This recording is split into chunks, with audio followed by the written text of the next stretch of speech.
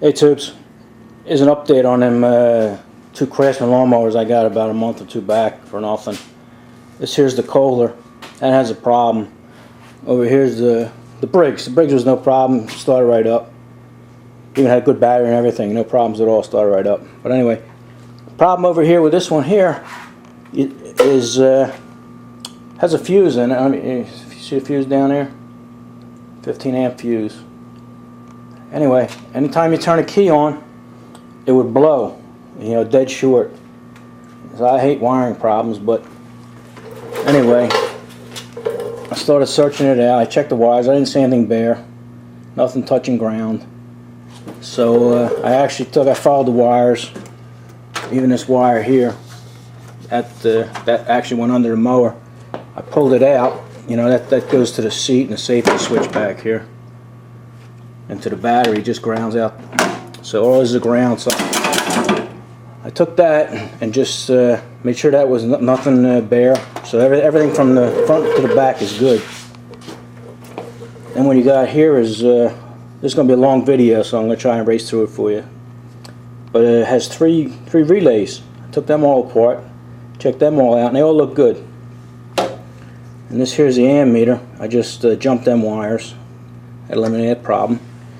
And checked all the rest of the wires and the whole thing, and they were good. You know, I mean, virtually brand new. You know, so I was stumped. And then I found a diagram. It wasn't a schematic. It was just a diagram, and there's a thing on here called a protection loop. I never heard of it before, but anyway, it was encased in the shrink tubing, and I cut it open, and it was around here. But anyway, right now you can see it's bad. But I said, okay. Well, it looked good though. So I taped everything back up, and I kept trying to figure out what was wrong with it. And then I ran out of fuses because I kept blowing them. The 15 amp fuse. So what I did is I had a 25 amp, and I put it in there. And then I turned the key on, and you know, the fuse didn't blow, but I heard a little crackle. So I said, you know, it had to come from this protection loop here. So sure enough, I took it apart, and it crumbled in my hand. This here is like ceramic. So anyway, I said, okay, we know we got to order that. It's only a $3 item or something. And while I was ordering, I figured, well, let me buy a relay just in case. You know, that's another $5. So I order them, and the guy gets back to me, and he says that protection loop there is back ordered. Comes from Japan, and the factory was hit by a tsunami, so we don't know how long it's going to take. I said, all right, well, cancel that, just send me the relays. That guy was in Tulsa. So then I call online, and I order another protection loop. We call it a protection loop.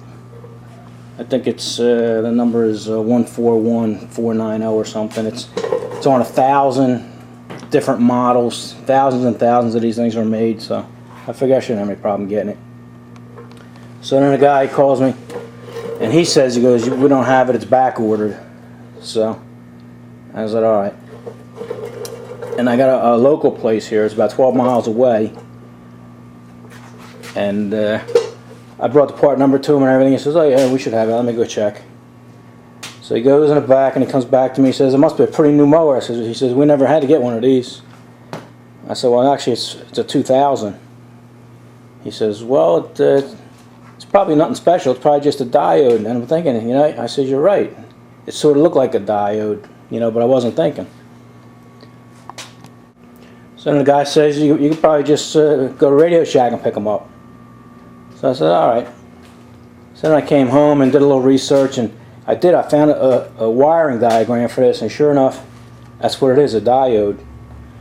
So then I didn't know what value it was, because it's, you know, it's all cracked up. And then after realizing that it is a diode, you can actually see, you know, it's the kind of diode that was made out of glass or ceramic or something. But anyway, I actually found a schematic for this thing, and like I say, this thing is it's a Craftsman, but Poland puts them out, and MTD and Husqvarna, and there's There's literally hundreds of thousands of these mowers out there. But anyway, I checked it and I found out that diode, its value was, it had to be a minimum of 28 volts and it's 3 amp.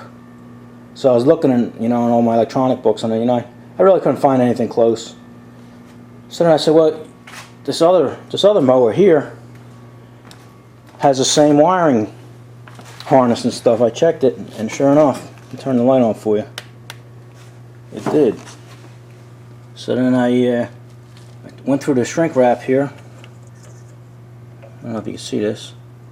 And as soon as I seen the shrink wrap and seen the shape of it, I knew exactly what it was. It's a diode, but just a different type. So now I got a part number on the diode, a value. So then I checked Radio Shack, and they don't have anything close. So then I said, I got diodes because I've repaired battery chargers, and that's usually what goes bad on them. So I checked to see what I got, and you wouldn't believe this. Sure enough, Road King has 25 of them sitting around. So I'm going to clip that on there and see what happens. Alright, tubes. Here's the relay I bought. I didn't need it. Didn't even try it. Didn't use it, but I got it anyway. Only $5. And here's a diode. Oh, it's focusing on white. Let me get something dark here. There we go. These are directional, so if you put them in, they're directional. I already took one and just clipped it on the wires there.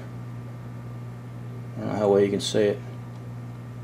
These diodes are only 10 cents a piece. And if you buy them in bulk, you get them as cheap as 6 cents a piece. But if you ever get a dead battery charger or something like that, that's usually what it is, just a 10-cent diode. But anyway, let me put my foot on the brake here and see what happens. Look at that. How about that? 10 cents, we got us a brand new lawnmower.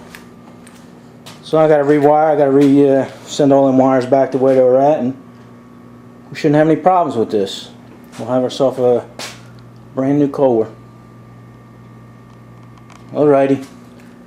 I hope that helps somebody. It may save somebody a lot of money, because if you put that in the shop, it's probably going to cost you a couple $100 to have them replace it, or tell you, they can't fix it or something. So, alrighty. A couple of you guys want to know how we're making out on these, so there you go. We got them both running. Don't know what we're going to do with them, but we got them both running. Talk to you later.